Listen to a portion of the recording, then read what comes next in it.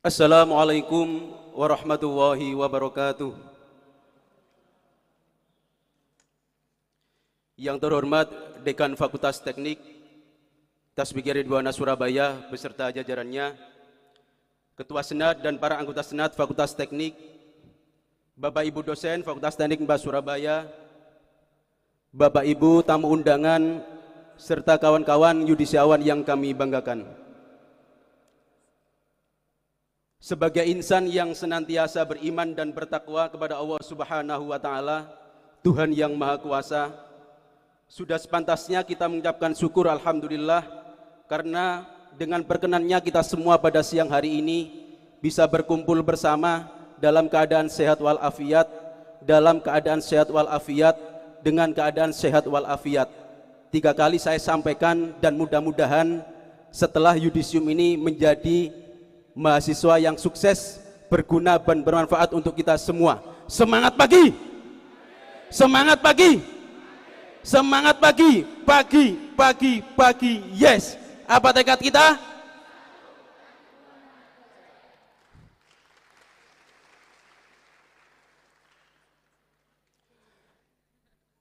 Presiden Joko Widodo mengamanatkan 5 hal penting di dalam penanggulangan bencana. Kebetulan judul pada orasi ilmiah siang hari ini yakni peran multisektor dalam pengembangan wilayah berbasis pengurangan resiko bencana. Kenapa kemudian pengurangan resiko bencana ini menjadi hal penting di dalam pembangunan wilayah? Karena hari ini sebaik apapun perencanaan, sebaik apapun urban desainnya, sebaik apapun rencana K3-nya, jika pengurangan resiko bencana tidak berjalan dengan baik, semua perencanaan desainnya, semua perencanaan site plan-nya, semua perencanaan dokumennya akan terjadi sia-sia. Oleh karena itu, Bapak Presiden yang kita cintai, Insinyur Haji Joko Widodo mengamanatkan ada 5 hal penting di dalam pengurangan resiko bencana, yakni yang pertama, diharapkan semua kementerian, lembaga, pemerintah dan juga dinas untuk terus berbenah diri dengan budaya sadar bencana. Yang kedua, upaya penanggulangan bencana harus berorientasi pada pencegahan. Artinya, bahwasannya mitigasi, preparedness dan kesiapsiagaan itu menjadi hal penting untuk kemudian penanggulangan bencana berjalan dengan efisien dan efektif. Ketiga, infrastruktur yang dibangun untuk mengurangi resiko bencana harus terus ditingkatkan. Oleh karena itu, pembangunan yang berorientasi pada pengurangan resiko bencana atau disaster risk reduction wajib hukumnya diterapkan pada semua sektor pembangunan. Yang keempat, mengajak semua sivitas, mengajak semua organisasi, mengajak semua pemerintah, sektor swasta, dan juga komunitas untuk berperan aktif. Oleh karena itu, ada yang namanya sekarang konsep pentahelix. Itu sangat penting kemudian diterapkan untuk sebagai budaya sadar bencana. Yang kelima, Presiden menekankan pada pembangunan sistem edukasi kebencanaan. Oleh karena itu, edusaster bagian daripada kemudian memasukkan sektor pengurangan risiko bencana kepada kurikulum. Kita tahu bahwasannya Jepang sebagai negara yang kemudian memiliki bencana besar dunia, diantaranya gempa dan tsunami, sejak dini kurikulum pendidikannya sudah ada namanya kurikulum mitigasi bencana. Oleh karena itu, pada siang hari ini mohon sedikit menyampaikan bagaimana kemudian yang namanya pengurangan resiko bencana itu diharapkan masuk kepada sektor pendidikan, khususnya di perguruan tinggi. Perlu diketahui bahwasannya bangsa Indonesia ini adalah bangsa yang besar, bangsa yang memiliki 13 jenis bencana yang termasuk salah satu negara terbesar di dunia. Oleh karena itu, Indonesia disebut sebagai laboratorium bencana dunia. Coba kita sebutkan, apa bencana yang kemudian negara lain yang punya, kita yang tidak miliki? Hampir semua yang dimiliki oleh negara lain bencana, kita punya. Hidrometeorologi, longsor, kekeringan, banjir, banjir bandang, puting beliung, enggak tahu saya JTV nyebutnya apa. Ya, belum lagi bencana kegagalan teknologi, belum lagi human error. Itu bagian kemudian yang hari ini tidak salah kalau kemudian Indonesia disebut sebagai laboratorium bencana yang ada di dunia. Minggu lalu kita dihebohkan dengan yang namanya informasi bencana megatrust. Betul tidak?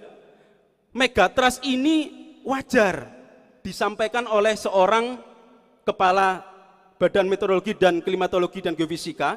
Kenapa? Karena memang Indonesia ini dilalui oleh yang namanya pertemuan lempeng besar dunia, yakni lempeng Eurasia, Indo-Australia, dan Pasifik. Oleh karena itu, oleh Metro TV atau oleh Kompas TV disebut sebagai negara yang dilalui oleh cincin api. Kenapa? Karena mulai dari semenanjung barat Sumatera, Mentawai, Sumatera Barat ke selatan, selatan Jawa, Pacitan, Malang, Banyuwangi, sampai ke Sulawesi Tenggara, itu adalah pertemuan lempeng dunia. Sehingga Indonesia ini kaya sebenarnya. Disebut sebagai bencana, itu kalau kemudian menyebabkan korban jiwa. Sebenarnya kalau tidak memungkinkan adanya korban jiwa, itu adalah bagian dari siklus alam. Kalau di tengah samudera terjadi badai, yang mati iwak gatul, iwak paus, itu namanya adalah siklus alam, karena tidak ada korban jiwa. Tapi kalau kemudian kita tidak siap, di Yogyakarta itu ada namanya patahan Graben, Bantul, Yogyakarta. Itu kalau kemudian dibangun gedung bertingkat 10, di situ ada patahan Graben namanya, ada gesekan, pertemuan lempeng, selesai. Gempa itu tidak mematikan. Yang mematikan itu adalah ketika infrastruktur tidak siap. Ketika ada gempa 6,5 Richter. Jadi ada potensi gempa itu yang menyebabkan tsunami itu adalah 6,5 skala Richter. Kalau kemudian itu terjadi di dekat dataran, episentrumnya dekat dataran, dan terjadi dengan kondisi konstruksi yang tidak siap, oleh karena itu yang mematikan itu adalah konstruksinya, bukan gempanya. Oleh karena itu, sejalan dengan apa yang disampaikan oleh Presiden Joko Widodo, peran multisektor atau multi pihak ini penting hukumnya. Di dalam teori kebijakan ada yang mengenal teorinya JOS E23. JOS E23 itu mengungkapkan bahwasannya ada 4 hal penting di dalam efektifnya sebuah implementasi kebijakan. Termasuk salah satunya adalah di dalam pengurangan resiko bencana. Yang pertama adalah komunikasi. Semua kebijakan, sebaik apapun perencanaannya, kalau komunikasinya tidak baik, tidak akan berjalan dengan optimal. Oleh karena itu hari ini, yang dulu tahun 2004, BNPB itu namanya adalah PB Bakornas, atau Bakornas PB, Badan Koordinasi Nasional dan Penanggulangan Bencana. Ketika ada tsunami tahun 2004, 26 Desember tahun 2004, itu menjadi titik awalnya. Kemudian Indonesia ini sadar bahwasannya penanggulangan bencana itu bukan hanya miliknya pemerintah, tapi miliknya semua sektor, termasuk perguruan tinggi, yang PWK membangun set plan-nya, yang industri membangun K3-nya, yang elektro membangun smart city-nya, sehingga semua berkolaborasi. Yang namanya komunikasi bisa dijalankan kalau kemudian rencana-rencana itu bisa ditransmisikan. Itu yang pertama. Yang kedua, teorinya JOS E23, jika implementasi ingin berjalan dengan baik adalah struktur birokrasi. Jadi kalau kemudian pengen implementasi itu berjalan dengan baik, struktur birokrasinya diperbaiki. Mulai dari KL, kementerian lembaga, pemerintah provinsi, sampai pemerintah daerah. Bahkan sekarang amanahnya Pak Jokowi, semua desa mohon membuat yang namanya Destana, Desa Tangguh Bencana. Harapannya kalau sewaktu-waktu ada bencana, tapi kita tidak menginginkan, tapi semua sudah siap, preparedness-nya ada. Yang ketiga adalah sumber daya. Sumber daya ini penting. Tanpa adanya sumber daya yang baik, yang namanya penanggulangan bencana tidak akan berjalan efektif dan efisien. Dan yang terakhir, bagian daripada implementasi kebijakan yang baik adalah disposisi. Tanpa adanya disposisi, semua perencanaan kebijakan tidak akan tersalurkan dengan baik. Oleh karena itu, pemerintahnya, swastananya, komunitasnya, kalau semuanya didisposisikan dengan baik, insya Allah penanggulangan bencana bisa dilaksanakan dengan baik. Terima kasih, mungkin itu yang bisa kami sampaikan. Wonokromo udan deres, nedono nrimo pangeran sing bales. Wassalamualaikum warahmatullahi wabarakatuh.